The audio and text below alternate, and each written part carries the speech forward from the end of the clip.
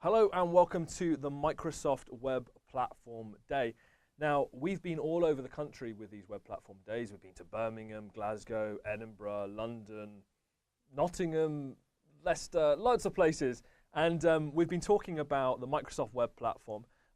It's myself and Martin Kern which deliver the entire day. And the last time we were there, last time we were in person, we were over in Birmingham in April. This is for a lovely picture of Birmingham, the Bull Ring in April. Usually we say hello wherever we are, but I guess we don't know where you are today. So hello world, I guess we'll do. I want to thank you all for sort of joining into this virtual event as well. We're really passionate about ASP.NET. We're really passionate about the web in general. And what the whole point of today is to try and expand our mind and learn a little bit more about the web. The web is not that old, really. It's on its day zero, on the first day it was invented, December 20th, 1990. In this rather dingy corridor, looks like the basement of the Bull Ring in Birmingham, actually. Tim Berners-Lee invented the web at CERN in Switzerland. And I love the idea that this whole revolution, it's a huge revolution. It's as big as, probably potentially bigger than the printing press and television and all those things, was invented in somewhere which looks like, you know, an air raid shelter. But it's incredible that something so impactful can come from such a small thing, and it's just awesome that it was a British guy which invented it as well. We are on today, 20th of June 2016. We are 9,309 days in to the web. That's how long it's been, how many days it's been since the web was invented. Which, when you think about technological advances, that isn't a lot. This is the car on day 10,000. Not really very much like the car. It's got 4 wheels, but it's not much like the car which we drive today, is it? It's not even got a roof, that particular car. It's it's okay. You can recognise it as a car, but that's day 10,000. Not just of the car, actually, of the combustion engine. So there was cars before this as well, but it's kind of unrecognisable from the cars that we have today, or the cars that we have in the future with electric cars. And there's still evolution going on with cars. This is the television on day 10,000. So if you think about the web, we're not even at day 10,000 yet. This is the television. It doesn't have, you don't have widescreen. We don't have color. We don't have that HD. We don't have the really unnecessary curved thing, which they seem to be trying to sell me in Dixon's at the moment. They just have black and white boxes, very small, in the corner of the room, which people crowd round. This is me as a human on day 10,000. I don't look that much different. I don't. But that's there's definitely room for improvement on day 10,000 of my life. That's for sure. And what we're going to try and show you is, through presentations today and through learning together, what the web might look like on day 10,000, which is near future, next year. It's that's when we're going to be hitting day 10,000. That's the point of a Microsoft Web Day. Is the idea, or the web days that we run, is the idea that we're going to present basically at you for the rest of the day on various different topics for no longer than 45 minutes. And we're going to try and cover a topic. We're going to learn together. And every time we do one of these things, we learn something new. And we generally learn things new from the audience who know something that we don't. So obviously today we're on a virtual event. It's going to be trickier for you to let us know what you're thinking or what you're doing. But please do interact on Twitter. MS Web Day will be the hashtag. I'm the Beebs on Twitter, and Martin is Martin Kern on Twitter. But please do send us questions and try and interact with us, because if there's something you don't like, or there's something which you question, or you've got a different opinion, let's get dialogue going, or try and create dialogue in this virtual event as well, like the sort of the dialogue that we generally have when we have these in-person events as well. So this is the agenda that we have for the event. Today is a virtual event. We don't really have a registration section. I don't know if you registered at home on your own before you got here. I don't know if you've given yourself a badge or a lanyard. I hope you have. That would be awesome if you do. If you want to make your own badge during the course of this thing, then do send us a picture on Twitter. We're currently at 9 o'clock, which is the Welcome to the Microsoft Web Platform. This is delivered just by me today, rather than both Martins, because Martin is just preparing for his next talk. And then we're going to be talking after this section, somewhere probably just before 9:30. We're going to be talking about what's new in ASP.NET Core. There's lots of new stuff which is happening in ASP, lots of changes, lots of things to get yourself across and to think about. And we're going to try and, in 45 minutes, just explain what's going on. And then we've got building with JavaScript task runners. We're going to be looking at Gulp and Broccoli and all those other task runners, which are actually an integral part of ASP.NET Core. Then we're going to have a break. Now, ordinarily, our live events, you would have coffee. We can't pour coffee down. I don't like down the live stream line to your machine, sadly, and we can't really get it Ubered to your house. So you're going to have to make your own coffee or tea. We apologize. I hope it's good. I imagine some of you are going to have like fancy lattes and or maybe like you'll be in your offices where they have baristas. Some of you will be stuck with like a Nescafe dryly. Some of you might just have a weak lemon drink. But whatever you have, enjoy it for that 15 minutes. We'll be playing some soothing royalty-free music during that time. And then we'll be back at 11 o'clock to then talk about the next session, which is the Entity Framework Core. Entity Framework being the way that you store information in an ASP.NET web application. We're going to be talking about Entity Framework and looking at the fact that you can now use it to store information or data, not just inside web applications, but also other types of applications too. Then Martin's going to be looking at APIs, the cogs behind the machine, as he calls this session. Looking at APIs and how you build not only APIs for the web, but also how you build APIs for ASP.NET Core as well, and the sort of changes and differences between the API project between the current version of ASP.NET and the next version of ASP.NET. And then more generally, just looking at how you build APIs and consume APIs, which is general information for all kinds of web developers, not just ASP.NET web developers. Then we have lunch between 12:30 and 1:15. Usually, again, we would provide lunch, but we can't do that. So, enjoy whatever you have at home or in your office. If you're enjoying a pot noodle, good on you. A sandwich will suffice. If you want to go out, you've got time to nip out, to the shops, Nando's, whatever you want to do. But do enjoy your lunch. We'll probably be visiting the canteen. I might have a salad because they're cheap. And then after lunch, we're going to have DevOps in Azure. We're going to be looking at how you build stuff in Azure with DevOps. Then I'm going to be talking about the Hitchhiker's Guide to JavaScript, which is really a cunning way of talking about the future of JavaScript. Then we're going to be looking at machine learning. Now, you might be thinking, why is machine learning on a web day agenda? Well, we think machine learning is really important.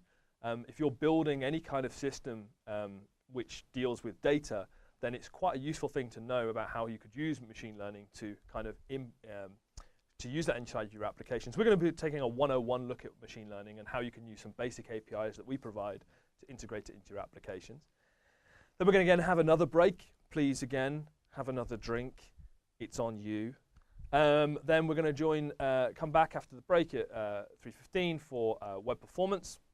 We're going to look at how to improve the performance of web applications, how you can make your sites faster, load quicker, feel more native, fluid, buttery smooth. Then we're going to look at single-page applications. If you're a server-side developer, we're going to be looking at why you might want to use a single-page application, what a single-page application is, and how you could use Angular in application in the same way that we have on our website. And then finally, we're going to close the day with hybrid web applications.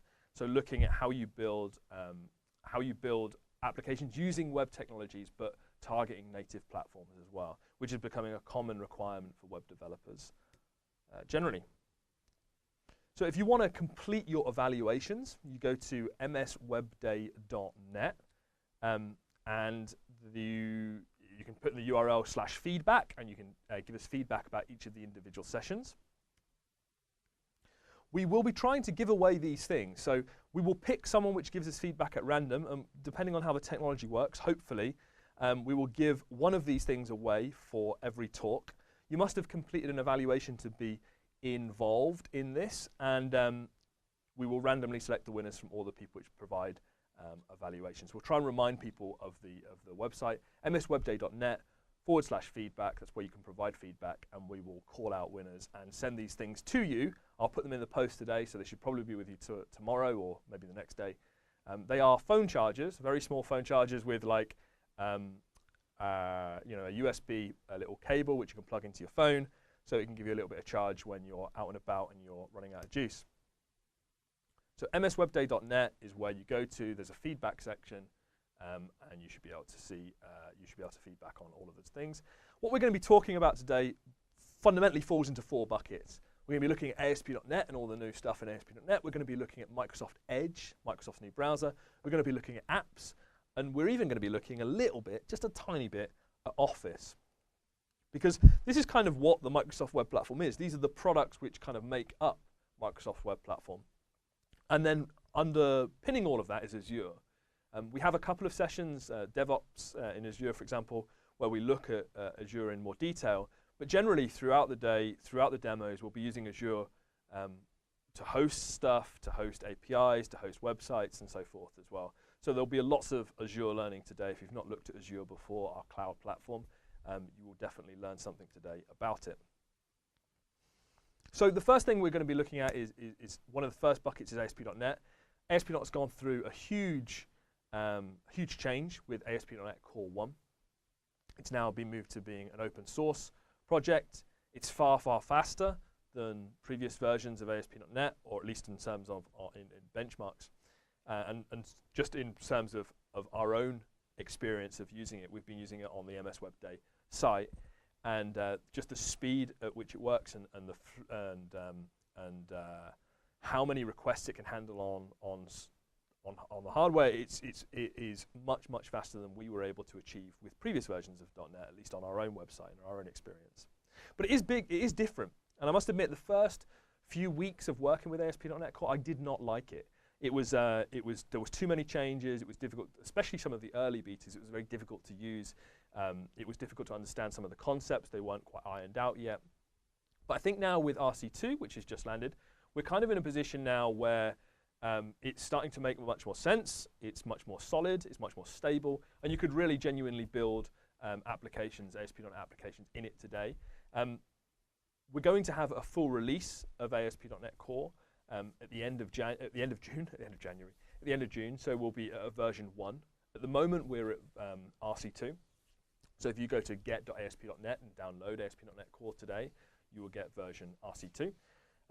But yeah, very, very shortly, within this month, we will have within the next couple of weeks actually, we'll have a version 1 of this platform as well. And yeah, it's something you might not want to necessarily use it directly straight away in your projects, but over the next year or two, it's certainly going to be something which is important if you're an ASP.NET developer. And actually, I think it's got because it's going cross-platform, because it's more open, because it's very, very fast, I think you're going to start seeing people which are not currently using ASP.NET come to ASP.NET, because it's got some really cool features and it's blistering fast. So that's cool.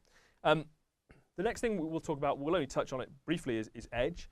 It's the browser from Microsoft, but it definitely is an important part of our web offering, I guess. We say 400 million users will upgrade. 400 million users will upgrade free to Windows 10. Edge is going to be their default browser. So if you're building websites, it's important to know kind of what Edge can do and what it's capable of. The best place to learn about Edge really is the Edge website, dev.microsoftedge.com. There's lots of stuff in there, lots of demos about new features. We have a roadmap finally for Edge, which explains all of the features that are going to be added. That's status.microsoftedge.com. We also have a little tool there where we can, the tool section of the site, which allows you to download virtual machines. That's one of the most popular things on dev.microsoftedge.com. So if you don't have a Windows machine, or you're on Linux, or you're on a Mac, but you want to test a version of either Internet Explorer or Edge, then we have virtual machines and ways that you can use Edge on those machines, or remotely use Edge from those machines, so that you can test your websites against Microsoft Edge. We also have things like the Site Scanner, which allows you to scan your site, and it will give you a report of how compatible your site is with Microsoft Edge. But that's the place to go, dev.microsoftedge.com, to learn about Edge. apps are again, it's a strange thing to be talking about on a web day, but apps are becoming a really important part of the kind of web development landscape. Things like Apache Cordova, tools from ourselves like Manifold.js, they're allowing us to build applications using web technologies, but targeting native platforms like iOS, Android, and Windows Phone, and Windows for that matter. So Martin will be later on in the day talking about hybrid applications and using tools like Manifold.js, and also the capabilities inside of Windows 10 to leverage some of the assets and web technologies that you have already in existence in your websites, and how you can integrate that into Windows 10 in a really rich way. And we'll also look at Office, because Office has the capability to use web technologies to build Office add-ins and Office apps. And so we're going to be looking at how you would do that and how you would go about using it to build stuff for Office. Office is a huge platform, and it's not just Windows, of course. Office now runs on iPads, on Android devices, on Windows desktops, on all sorts of different devices. And you can create these add-ins for Office, and it will run on all of those different devices. So it's not just restricted to the desktop version of Office. These add-ins will work wherever Office works. We also have a new API, a Graph API, for Office 365, which means that if you're, say, building line of business applications, you can link into our Graph API and enrich your applications, perhaps, with information about your company, on the users, and basically dig into all of the rich information which we have inside of Office and Office 365 about your users. So, for example, you could use it to build stuff about how people are connected. So you might have an application which wants to maybe you just want to print out the organizational structure of your company. If that's defined inside of Office 365, you can in your Active Directory, you could perhaps link into that so that you can see what the organizational structure is inside of your application. There was a really great demo that Scott Hanselman did probably a year ago on this platform, where he was using the Graph API to tally up he took his diabetes reading monitoring system, and he looked at his blood sugar levels over time, and then he mapped that against his calendar items from the Office 365 API, and then was able to determine, like, where he had peaks in his stress levels. He was able to tally that with meetings and conversations and Skype calls that he'd had on Office 365, and basically was able to determine who made him the most stressful, because he had all the information about his stress through his diabetes monitoring. And it turns out Scott Guthrie made him the most stressful. So Office can be used in really interesting and unique ways, and there's tons of data inside of Office which is exploitable for line of business applications using the APIs. And Office has a store. It's dev.office.com, where you can install these add-ins and so forth from. So that's kind of the four pillars, and then underlying all of that is Azure. Azure is our huge cloud platform. We are one of the very few hyperscale cloud platforms. It's far more than just sort of web hosting. This is hosting kind of services, PaaS services, platform as a service services, what they're called.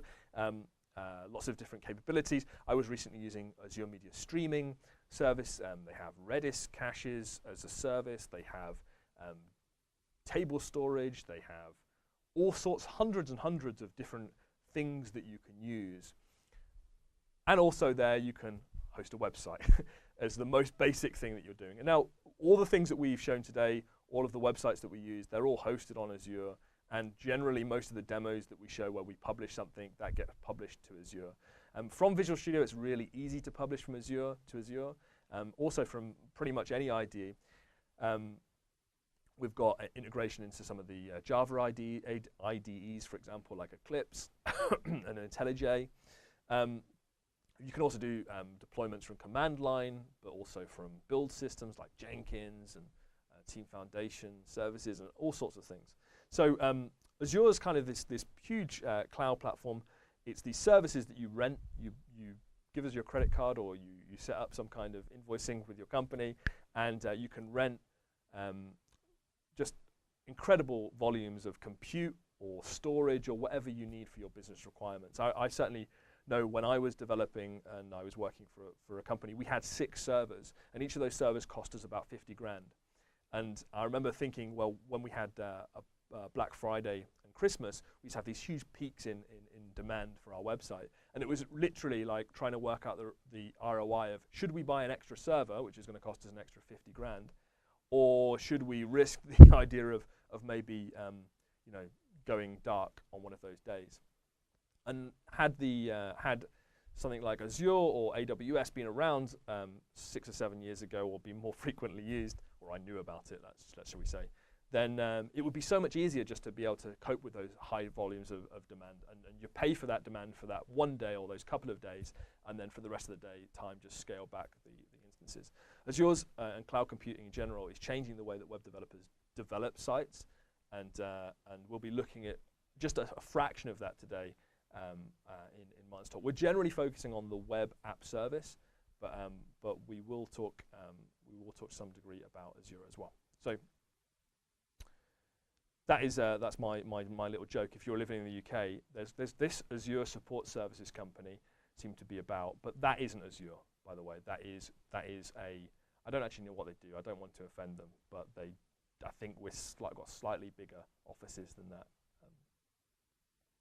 So mswebday.net, that's where you go to complete your evaluations. And all that's left for me to say is I hope you enjoy the day. Please do tweet us. There's links on MS Web Day about the links and the hashtags and stuff.